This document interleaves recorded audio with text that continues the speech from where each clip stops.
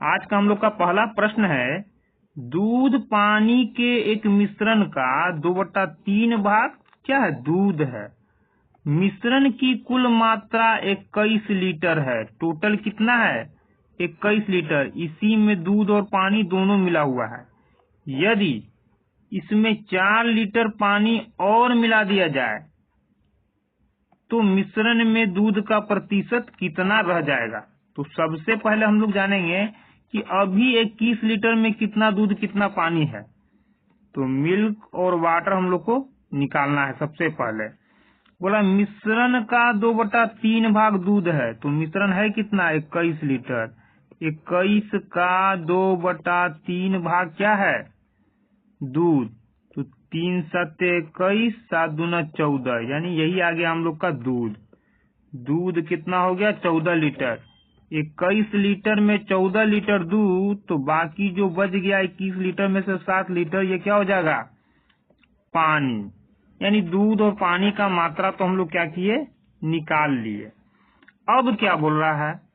यदि इसमें 4 लीटर पानी और मिला दिया जाए, तो अभी तो पानी 7 लीटर है, 4 लीटर और मिला देंगे तो कितना हो जाएगा? पानी हो जाएगा 11 लीटर। लेकिन दूध में कोई बदलाव नहीं, इसलिए दूध 14 लीटर का 14 ही लीटर है। तो टोटल मिश्रण कितना हो जाएगा? तो 14 लीटर दूध और 11 लीटर पानी हो गया 21, कितना? 25 लीटर। 25 लीटर क्या हो गया? मिक्सर, यानी मिश्रण। 25 लीटर टोटल हो गया मिक्सर, और इसमें दूध कितना है? 14 लीटर। तो इसी दूध का प्रतिशत पूछ रहा है। तो प्रतिशत बराबर क्या होता है? प्रतिशत बराबर जिसका प्रतिशत पूछ रहा है, दूध का पूछ रहा है, तो दूध के मात्रा को ऊपर रखेंगे। टोटल टोटल कितना है? मिश्रण 25 लीटर बटा में 25 इंटू में करते हैं हम लोग 100। 25 चौक 100, 14 चौक 56%। यानी कि नए मिश्रण में दूध का प्रतिशत कितना होगा? Option number B, 56%। हम लोग का अगला प्रश्न है, समान आकार के 4 बर्तन। समान आकार मतलब चारों बर्तन जो है सभी का क्षमता 1 है। यानी सभी में यदि एक बर्तन में 10 लीटर हम लोग द्रव भर सकते हैं, तो बाकी सभी में भी 10-10 लीटर ही भरा जा सकता है। यानी समान आकार का मतलब समान क्षमता वाला। दूध और पानी के मिश्रण से भरा हुआ है। चारों क्या है? दूध और पानी के मिश्रण से भरा हुआ है। चारों बर्तन में दूध की मात्रा 80%, 75%, 60%, 50% है। कहने का मतलब है कि पहले बर्तन में दूध का परसेंटेज कितना? 80%। दूसरे बर्तन में दूध कितना है? 75%। तीसरे बर्तन में दूध 60%, और चौथे बर्तन में 50% दूध है। यदि सभी चारों मिश्रण को मिला दिया जाए तो प्राप्त मिश्रण में पानी और दूध का अनुपात क्या होगा? अब 80%, 75%, 60%, 50% का मतलब क्या हुआ? टोटल बर्तन का जो क्षमता होगा, उस पूरे बर्तन में जो लिक्विड होगा, घोल होगा, उस पूरे को क्या बोलेंगे हम लोग? 100%। यानी कि 100% में 80% दूध है, तो कह सकते हैं कि बाकी जो होगा 20% क्या होगा? पानी। उसी तरह से 100% में दूसरे बर्तन में यदि 75% दूध है, तो बाकी जो 25% क्या होगा? पानी होगा। यानी ऐसे ही दूध और पानी को हम लोग अलग करेंगे, तब पानी और दूध का हम लोग क्या करेंगे? अनुपात ज्ञात कर लेंगे। ठीक है, तो सबसे पहले लिख लेते हैं हम लोग क्या? मिल्क और वाटर। पहला बर्तन, दूसरा बर्तन, तीसरा बर्तन और चौथा बर्तन। जो बोल रहा है लिख देंगे 80% दूध, 75%, 60% और 50%। ये दूध का मात्रा है। पानी अब लिखेंगे हम लोग। परसेंटेज का यूज बार बार नहीं करेंगे, हम लोग मान कर चलेंगे कि ये अनुपात में हम लोग लिख रहे हैं। जब अनुपात में लिख रहे हैं तो परसेंटेज बार बार इसलिए नहीं लिखेंगे कि परसेंटेज, मान लीजिए 80%, और यहाँ 20%। जब ये अनुपात में तो परसेंट क्या होगा, कट जाएगा, इसलिए बार बार हम लोग परसेंट को नहीं लिखेंगे, परसेंट को छोड़ ही देंगे ताकि यहाँ लिखने का झंझट न रहे। अब 80% यदि यहाँ लिख देंगे परसेंट में है, 80% यदि दूध है तो पानी कितना हो जाएगा 20, 75% दूध है तो 25% हो जाएगा पानी, 60% दूध है तो कितना हो जाएगा 40% पानी, 50% दूध है तो बाकी जो बचेगा 50% वो पानी हो जाएगा। यानी दूध और पानी को हम लोग अलग अलग कर लिए, सबको जोड़ लेंगे तो 5 यहाँ हो जाएगा हम लोग का 8 7 15, 15 6 21, 21 5 26। उसी तरह से यहाँ जोड़ेंगे, 5 का 5 हो गया, 2 2 4 4 8 8 5 13 13। ठीक है, अनुपात बदल लेंगे तो 5 5 25, 5 3 15, 5 2 10, 5 7 35। यानी दूध और पानी का अनुपात हम लोग का आ गया। कब? जब चारों बर्तन के मिश्रण को, यानी चारों बर्तनों में जितना दूध और पानी था सबको मिला दिए तो दूध और पानी का अनुपात इतना आ गया। पूछ क्या रहा ये देखना है, बोला पानी और दूध का, पानी और दूध, और हम लोग क्या निकाले हैं दूध और पानी, यानी हम लोग का निकला है दूध और पानी, ये बोल रहा है पानी दूध, यानी कि पानी पहले और दूध बाद में होना चाहिए, यानी कि 27 यहाँ होगा और 53 यहाँ होगा, तो यही हम लोग का आंसर होगा पानी और दूध का अनुपात कितना 27:53। हम लोग का अगला प्रश्न है, यदि 140 ग्राम पीतल को तांबे के साथ मिलाकर पीतल और तांबे के 4:3 के अनुपात से एक मिश्र धातु तैयार किया जाता है, यानी कि पीतल और तांबा दोनों को मिलाकर जो धातु तैयार किया जाता है, तो यह मिश्र धातु बनाने में प्रयोग किए गए तांबे की मात्रा कितनी होगी। क्या बोल रहा है, पीतल तांबा, पीतल मतलब ब्रॉन्ज, तांबा मतलब कॉपर Cu, 4:3 के अनुपात में है। लेकिन ये खुद बोल रहा है कि पीतल कितना है 140 ग्राम, हम लोग का ब्रॉन्ज कितना आया, ब्रॉन्ज आया हम लोग का 4, यानी हम लोग का पीतल का जो मात्रा आ रहा अनुपात में 4 है, और ये एक्यूरेट बोल रहा है कि 140, तो कह सकते हैं 4 का मान 140। तो 1 का मान कितना, 4 एकम 4, 4 3 12, 2 बचेगा 4 5 20, यानी 1 का मान कितना हो गया 35। 1 का मान 35 निकालना क्या है, तांबे की मात्रा, और अनुपात में तांबा कितना है 3, तो 1 अनुपात का मान 35, तो 3 अनुपात का मान कितना, तो 1 अनुपात के मान से यानी 35 से इसमें क्या कर देंगे हम लोग, गुना कर देंगे, तो 5 3 15, 3 4 9 1 10, क्या ग्राम, किसमें हो जाएगा ग्राम में। तो तांबा कितना हो गया 105 ग्राम, तो हम लोग का आंसर हो जाएगा ऑप्शन नंबर सी 105 ग्राम।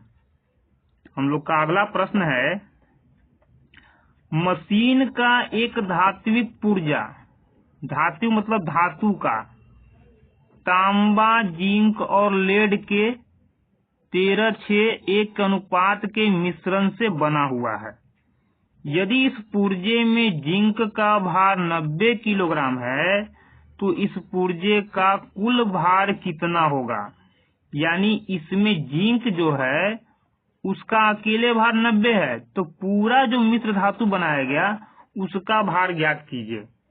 क्या बोल रहा है, कौन कौन है, तांबा zinc lead, copper zinc lead यानी पीबी 13:1 के अनुपात में। जिंक कितना हम लोग का अनुपात में जिंक 6 है, लेकिन ये बोल रहा है जिंक 90 किलोग्राम, तो कह सकते हैं 6 का मान 90 किलोग्राम। 6 एकम 6, 15 छक 90, 1 अनुपात का मान कितना आया, क्योंकि ये 6 क्या था, 6 अनुपातिक मान है, तो 1 क्या आएगा, 1 भी अनुपातिक मान ही होगा, यानी 1 अनुपात का मान 15 kg। तो क्या बोल रहा है, कुल भार, कुल कितना हो जाएगा 13 6 19 1 20, अनुपात में टोटल कितना 20, यानी 20 का मान कितना होगा।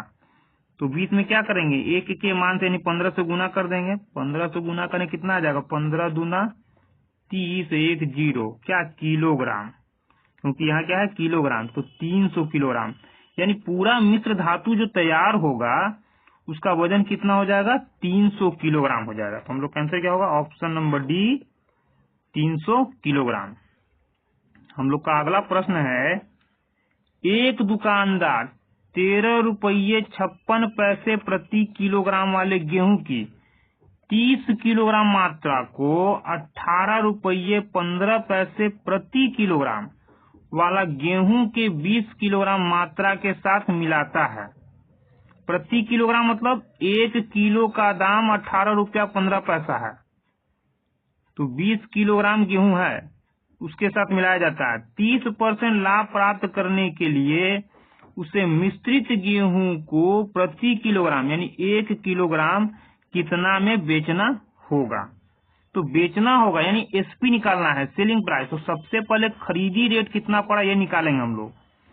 कैसे निकालेंगे, खरीदी रेट इसलिए निकालेंगे क्योंकि 30 किलोग्राम जो खरीदा गया वो अलग रेट से खरीदा गया, 20 किलोग्राम खरीदा गया इस रेट से। यानी खरीदा गया दो टाइप का सामान, एक 30 किलोग्राम एक 20 किलोग्राम।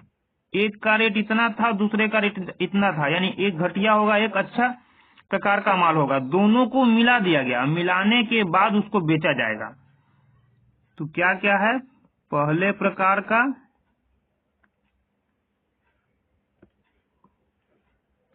यहां हम लोग लिख देंगे वेट कितना है 30 किलोग्राम, 30 किलोग्राम 20 किलोग्राम, ये हो गया हम लोग का वेट और ये हो गया रेट प्रति केजी, पहले प्रकार का और ये दूसरे प्रकार का। इसको क्या करेंगे हम लोग अनुपात में बदल लेंगे, यानी 3-2 के अनुपात में हो गया। लेकिन यहाँ सिर्फ वजन को ही अनुपात में बदलेंगे, यानी वजन को करेंगे न कि रेट को अनुपात में हम लोग बदलेंगे। रेट जितना है उतना ही रहेगा, रेट में कोई बदलाव नहीं होगा। यानी पहले प्रकार का रेट कितना है 13.56 और ये है 18.15।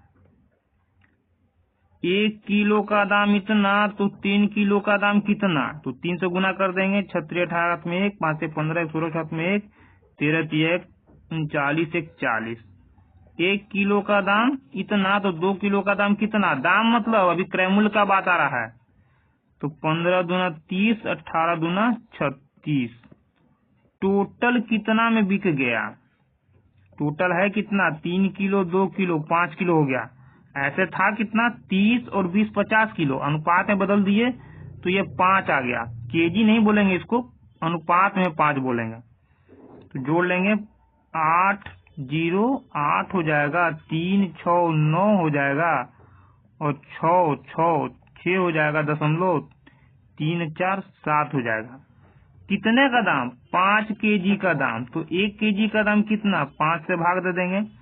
ये क्या आ गया सीपी, यानी 1 केजी का औसत मूल्य। औसत इसलिए क्योंकि 2 टाइप का क्या किया गया था, गेहूं को मिलाया गया है, इसलिए औसत मूल्य ये हो गया 1 केजी का। क्या करना है 30% लाभ के लिए अब इसको बेचना है, तो कितने में बिकेगा, तो 30% लाभ का मतलब कितना में बिकेगा, 30% लाभ का मतलब 100 का माल 30 बढ़ाकर यानी कि 130% में बिकेगा। और 130% का मतलब 130/100, 0 से 0 काट देंगे यानी कितना में बिकेगा 13/10 में। तो कर देंगे इंटू में 13/10। अब इसको हम लोग गुना करके काटने का कोशिश करेंगे। तो 13 7 91 13 8 104 104 4 का यहाँ 4 उतर गया, 10 बचा हासिल, 13 9 117 हो जाएगा। तो 117 के साथ 117